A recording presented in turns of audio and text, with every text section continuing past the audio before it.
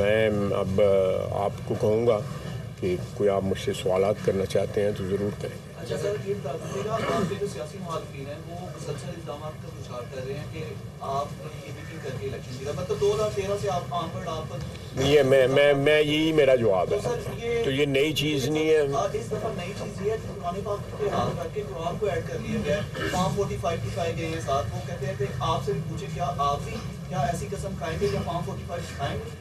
देखिए, फॉर्म 45 जो है वो सारे के सारे इस वक्त इलेक्शन कमीशन की प्रॉपर्टी बन चुके हैं, तो मैं उसमें क्या कमेंट करूँ। मैं कमेंट करके यही चीज़ जो है, जब सफ़ेद कागज़ पे फॉर्म 45 हमें दिए गए थे 2018 में, और मैंने जनरल बाजवा को जो है व्हाट्सएप पे भिजवा दिए थे, तो मैंने तो कोई इशू नहीं बनाया था उस चीज़ का। एक चीज़ रिकॉर्ड पे ले आया था कि यहाँ पे ये हो रहा है, और वो कौन कर रहा था, या उससे पहले 2013 में, और एक लंबी फहरिस्त है।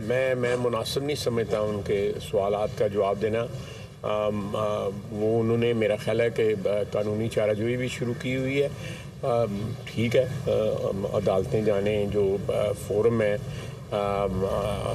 ऑनरेबल अदालतें जाने और उनको जो सबूत हैं वहाँ पे मुहैया करें। आपने अगर फॉर्म 45 उनके देखे हैं तो मुझे बता दीजिएगा, अगर देखे हुए हैं आपने देखे हुए हैं? नहीं, रखे होना एक गलत, रखे होना एक अलग बात है। हाँ, मैंने PDF में रखे हुए अलग बात है। आपने वो फॉर्म 45 देखे? आप मुझे बता दें फॉर्म 45 को लिए आपने? चले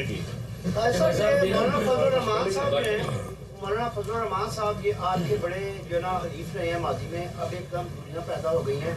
आप क्या समझते हैं जो तो दूरियां पैदा तो नहीं हुई। हमारा आज भी उनके साथ एक बड़ा काबिल एहतराम शख्सियत है हमारे लिए, मेरे भाई हैं, मेरी उनके साथ दोस्ती है, बड़ा अच्छा मेरा ताल्लुक़ है।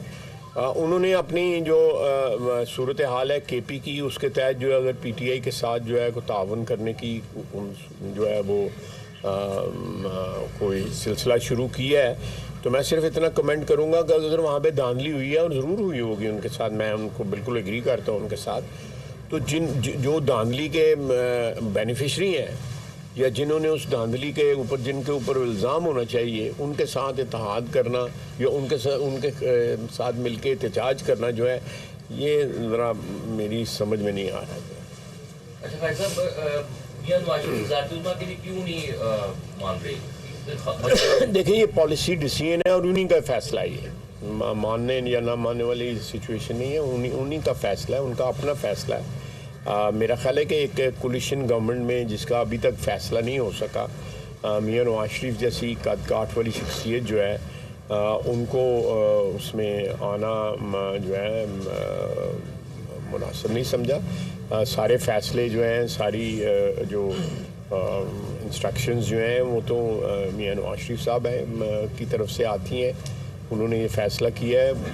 उसमें मेन वजह ये हो सकती है कि एक दफ़ा फिर कोलिशन गवर्नमेंट की तरफ हम जा रहे हैं फेडरल गवर्नमेंट में, तो मियां शहबाज शरीफ को इस गवर्नमेंट के साथ डील करना, इस सिचुएशन के साथ डील करने का 16-17 माह का एक्सपीरियंस है, तो इसलिए ये डिसीजन लिया गया है। और माशाल्लाह मरीम नवाज़ जो हैं वो चीफ़ मिनिस्टर होंगी, तो बाकी क़यादत जो है मियां नवाज शरीफ की होगी, वही कायद होंगे, वही जो है वो उनका ही सिक्का जो है वो उन्हीं का चलेगा, इसमें कोई बात ही नहीं। अच्छा साहब, फिर एक बार बड़े मुश्किल वक्त में मुस्लिम वफाक में हुकूमत बनाने जा रही है, और ऐसी सूरत हाल में जो कबीना पीपल्स पार्टी का थी वो कबीना का हिस्सा नहीं बनेगी, तो इस पर ज़रा रोशनी डालिए। पता है, ये बातें हैं, मैंने भी ये सुनी है, बल्कि मैं समझा हूँ कि ये बातें ज़ेर बहस आई हैं जो गुफ्तगू शनीद पीपल्स पार्टी और PMLN में हो रही हैं कि ये हिस्सा ना बने और 3 साल के लिए एक पार्टी हो जाए, उसके बाद दूसरी पार्टी 2 साल के लिए हो जाए। इस किस्म के प्रपोज़ल डिस्कस हुए हैं, लेकिन मेरा नहीं ख्याल कि अभी तक ये कोई हतमी सूरत इख्तियार नहीं की इन प्रपोज़ल्स ने जो है। ये अभी आज मैंने कल रात गए जो एलामिया या जो बातचीत हुई है उसमें उन्होंने कहा है जी कि हम किसी सोल्यूशन के करीब पहुंच गए। ये मैंने आपने भी पढ़ा होगा, मैंने मीडिया पे सुबह सुना है। भाई साहब आपकी कल मियां बरादरान से मुलाकात हुई है, मियां वाशिद साहब से भी और शहबाज शरीफ साहब से, तो वहाँ पे क्या अहम बातें हुई? नहीं, मैं मेरी उनके साथ मुलाकातों में ज़रूरी नहीं कि सियासी गुफ्तगू हो। मैं मियां साहब के साथ रहा हूँ दो ढाई घंटे, और मरियम भी वहाँ पे थी। फिर उसके बाद मैं शहबाज साहब के पास आ गया था, उन्होंने मेरी कोई खातिर तवाज़ा की है, खाया खिलाया पिलाया, तो मैं घर वापस आ गई।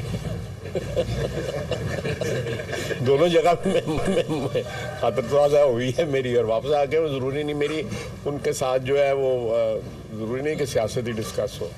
मामला सियासत डिस्कस होती है, जहाँ पे सियासतदान बैठे हो वहाँ पे सियासत डिस्कस किए बगैर तो नहीं रह सकते।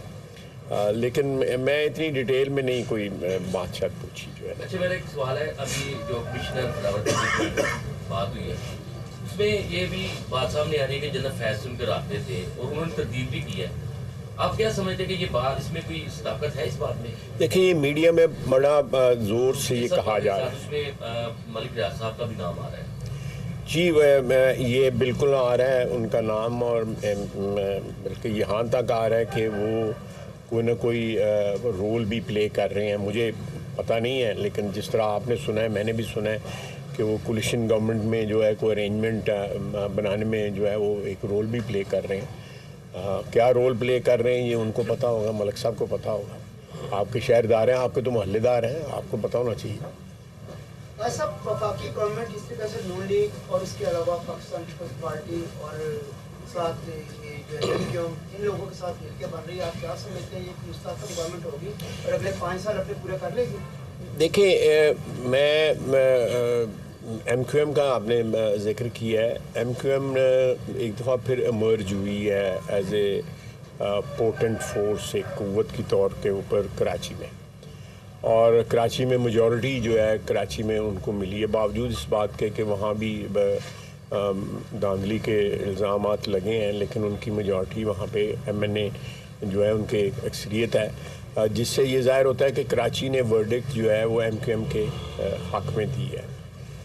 कराची सबसे बड़ा शहर है, रसूल बलाद है, रोशनियों का शहर है, हमारा सबसे, मैं समझूंगा कि अहम शहर है पाकिस्तान का। एक बेशुमार रेवेन्यू वहाँ से कलेक्ट होता है, तो वहाँ पे MQM की वर्डिक्ट होना जो है मेरा ये खुशाइन बात है, अच्छी बात है कि वहाँ पे उनको हिस्सा मिला है वहाँ पे। अब वो अगर हमारे साथ शामिल होते हैं और हमारी बातचीत उनके साथ हुई है और अच्छी पॉजिटिव बातचीत उनके साथ हुई है, वो बिल्कुल हमारे साथ मिलके हुकूमत में शामिल होना चाहते हैं। अब पीपल्स पार्टी के साथ क्या होता है, अगर पीपल्स पार्टी के साथ चीज़ें फाइनल हो जाती हैं तो ये तो साफ नज़र आ रहा है कि MQM, पीपल्स पार्टी और PMN मिल के हुकूमत बनाएंगी फेडरल गवर्नमेंट में। जहाँ तक सूबे का ताल्लुक है तो सूबे में तो फ़िलहाल इस वक्त हम अपनी जो है वो इस पोजीशन में हैं कि हम बग़ैर किसी शराकत के जो है, बग़ैर किसी पार्टनरशिप के जो है हुकूमत बना सकें। जो है ऐसा नारा लगाया गया था एब्सोल्युटली नॉट, तो अभी अमेरिका से भी ये मदद मांगी जा रही है कि मुबैना जो धांधली हुई है पाकिस्तान के खिलाफ। देखिए, उन्होंने कौन सी ऐसी बात है जो जिनके ऊपर जो है वो खड़े रहे हैं। उन्होंने हर वो नारा जो लगाया है पिछले 8-10 साल बल्कि 15-20 साल की सियासत में, वो उस नारे को उन्होंने ख़ुद उसकी नफ़ी की है। कोई बता दें जो है कोई जिसकी नफ़ी ना की हो, बल्कि अशख़ास को जो नाम ले के उनके नाम डाले, किसी का शेख रशीद साहब का, परवेज़ इलाही साहब का, फलां का, मौलाना साहब के साथ भी मिल गए हैं। ये सारी चीज़ें जो है ये चीज़ें उनकी कॉन्ट्रडिक्शन जो है, मेरा ख़्याल है उनकी किसी स्टैंड पे खड़ा ना रहना, सुबह कुछ कहना शाम को कुछ कहना, यही उनकी सियासत का वतीरा है, और कोई असूल या कोई उसमें नज़र नहीं आता।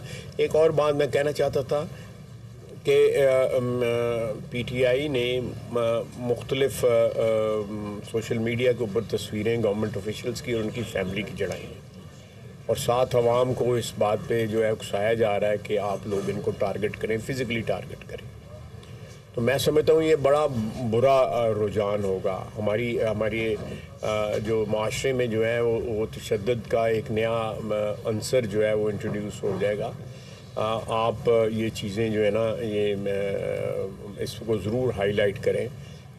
कल से सोशल मीडिया के 3-4 इजलास की डिप्टी कमिश्नर की मुख्तलिफ जो ओहदेदार हैं, सरकारी ओहदेदार हैं, उनकी तस्वीरें, उनकी फ़ैमिली की तस्वीरें, उनके फ़ैमिली के एड्रेसेस, उनके बच्चे कहाँ पे होते हैं, ये सारे जो है ये एक तशद्दुद का रुझान जो है फैलाया जा रहा है और मैं इसकी पुरज़ोर मज़म्मत करता हूँ। ये नहीं होना चाहिए और अगर इस तरह का तशद्दुद की तरफ जो है हमने राह इख्तियार की तो इस मुल्क का कुछ नहीं बचेगा। ये मुल्क जो है ना बामी गुफ्तगू शनीद और एक सेहतमंद सियासी जो है अरेंजमेंट के साथ बच सकता है। और मैं फिर कहूँगा कि जब तक सियासी इस्तेकाम नहीं आता, हर चीज़ को पसे पुष्ट डाल के सियासतदानों को जो है वो सियासी इस्तेकाम जो है बजाय इसके मतमनज़र जो है इक़्तिदार हो।